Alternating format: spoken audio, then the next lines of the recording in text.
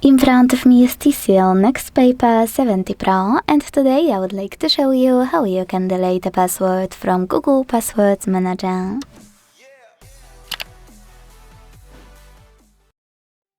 Begin by launching Settings and scrolling to hit Accounts section available here.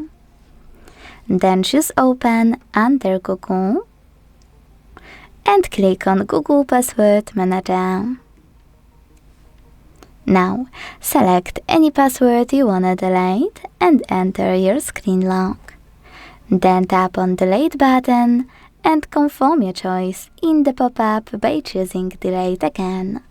Don't worry, this operation won't delete any app or any account, just saved password in your manager. Thanks so much for watching. If you enjoyed this video, leave a like, comment and subscribe. Bye!